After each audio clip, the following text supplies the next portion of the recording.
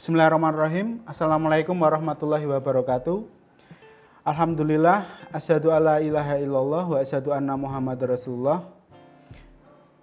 Yang kami hormati Bapak Dr. Andes Haji Basori Muhammad MM selaku Kepala SMA Islam Al-Azhar 9 Yogyakarta. Yang kami hormati Bapak Ibu Wali Murid kelas 12 SMA Islam Al-Azhar 9 Yogyakarta.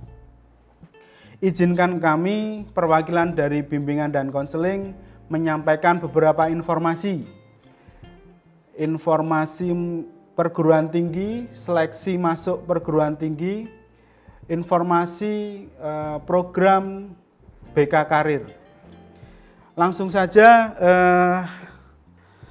untuk kesiapan murid-murid kelas 12 yang nantinya akan melanjutkan ke studi lanjutnya, tentu cita-cita Bapak Ibu semuanya murid-murid masuk ke perguruan tinggi negeri. Ada dua jalur yang bisa kami fasilitasi. Yang pertama itu ada program SNMPTN, yang kedua ada program SBMPTN. Tapi untuk yang SBMPTN nanti kita mix dengan murid-murid. Kita hanya membantu bagaimana cara mendaftar dan lain sebagainya. Kami beri informasi terlebih dahulu untuk program SNMPTN. Program SNMPTN ini program jalur undangan.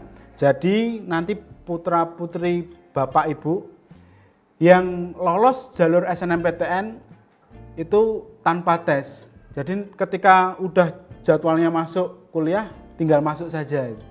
Dan ini ada subsidi dari pemerintah, insya Allah banyak free-nya nanti yang jalur SNMPTN. Sama halnya dengan SBMPTN, cuman kalau SBMPTN putra-putri Bapak mesti harus tes terlebih dahulu agar supaya bisa lolos. Baik untuk SNMPTN terlebih dahulu, untuk kuota jalur SNMPTN ini 20% dari daya tampung prodi PTN. Jadi setiap PTN itu daya tampungnya itu 20%. Untuk setiap prodinya, program studinya itu 20%. Terus kemudian untuk syarat peserta dari sekolah yang berakreditasi A itu kuotanya 40%. Untuk yang berakreditasi B itu 25%. Akreditasi C atau yang tidak terakreditasi itu 5%. Alhamdulillah di SMA Islam Al-Azhar 9 Yogyakarta akreditasinya A, jadi maksimal 40%. Baik, untuk syarat akademik itu nilai rapot lengkap semester 1 sampai semester 5. Apabila tidak ada satu semester saja tidak bisa. Dan harus mempunyai NISN, nomor induk siswa nasional. Baik, terus untuk kemudian pemilihan program studi. Apabila putra-putri Bapak lolos SNMPTN, nanti bisa memilih 2 prodi dalam 1 PTN atau 1 prodi di 2 PTN. Jadi satu-satu tiap PTN-nya. Seperti itu. Kemudian kami sampaikan untuk tahapan-tahapan SNMPTN. Yang pertama itu launching biasanya aturan-aturannya. Launching aturan-aturan atau syarat-syarat. Seperti tadi apabila ada kuota yang dikurangi, tapi ya biasanya itu kuota setiap tahunnya itu berkurang. Yang tadinya 40% jadi 20%. Nah, sekarang ini 20%. Yang pertama launching itu tadi. Terus kemudian yang kedua pembuatan akun LTMPT murid. LTMPT ini semacam lembaganya. Lembaga yang mengurusi program-program jalur SNMPTN. Ada jalur SNMPTN dan SBMPTN itu yang menaungi lembaga tes masuk perguruan tinggi ini namanya LTMPT. Seperti itu. Siswa suruh membuat akun terlebih dahulu, terus kemudian sekolah menginput nilai-nilai atau yang disebut PDSS. PDSS ini artinya pangkalan data sekolah dan siswa. Jadi sekolah nanti menginput setiap nilai rapot semester 1 sampai dengan semester 5 seluruh murid. Nah, ini tugas guru memfasilitasi itu. Kemudian diverifikasi, terus kemudian ada pemeringkatan nilai. Nah, dari nilai yang kami input di PDSS itu kita peringkatkan. Nanti putra-putri Bapak Ibu masuk ke pemeringkatan 40% itu tidak. Itu. Kalau masuk ke 40% insya Allah nanti putra-putri Bapak saged atau bisa memilih jurusan dan perguruan tinggi negeri yang diminati. Itu kemungkinan. Terus kemudian ada pendampingan murid yang lolos pemeringkatan itu untuk memilih jurusan.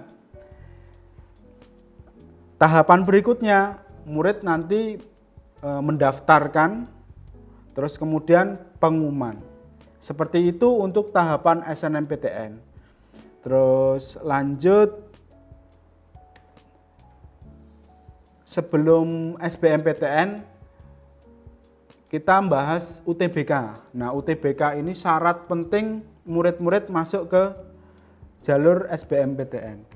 Kita bahas untuk UTBK terlebih dahulu. UTBK ini ujian tulis berbasis komputer. Untuk syarat, murid harus memiliki akun LTMPT terlebih dahulu. Tadi di SNMPTN sudah buat, insya Allah cukup satu untuk SNMPTN, UTBK, dan untuk SBMPTN, insya Allah itu sudah cukup. Terus kemudian memiliki nilai atau memiliki nomor NISN, sama seperti di SNMPTN tadi. Terus kemudian memiliki SKL asli, jadi surat kelulusan itu murid juga harus punya. Kemudian syarat harus lulusan tahun 2021. 2020 atau 2019, jadi 3 tahun terakhir, seperti itu. Kemudian pemilihan program studi, terus kemudian beberapa tahapan dari UTBK, yaitu pendaftaran online tadi, terus kemudian ada pembayaran, jadi nanti modelnya transfer seperti itu, terus kemudian nanti dapat nomor peserta, terus kemudian ujian UTBK.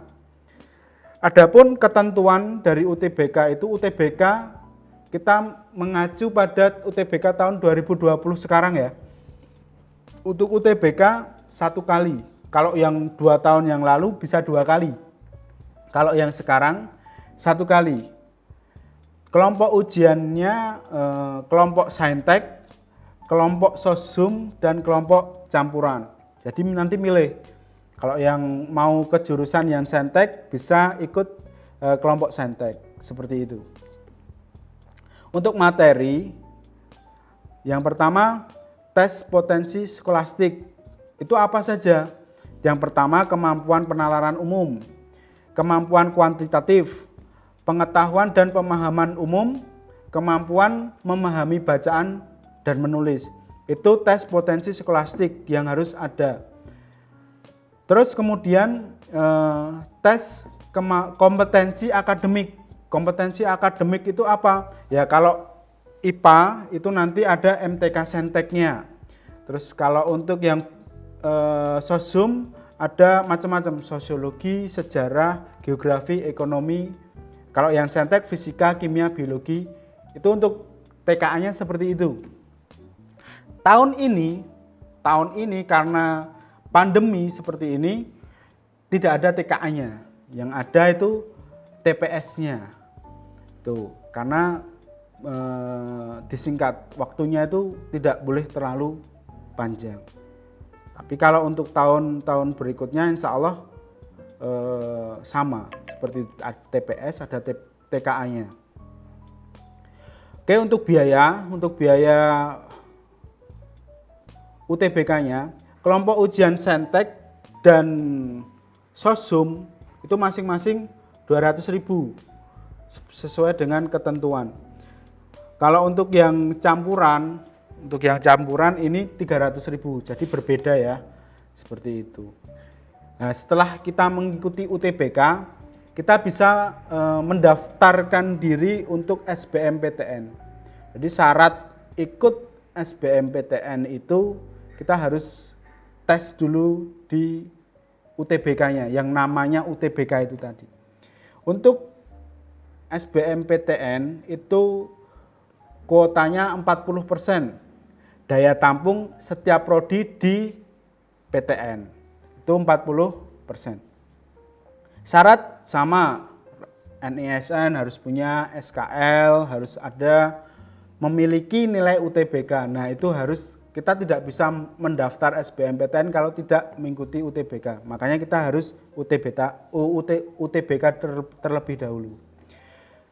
Terus untuk kemudian maksimum pemilihan program studi yaitu 2 dari 1 PTN atau masing-masing 1 pada 2 PTN untuk pemilihan prodi di SBMPTN.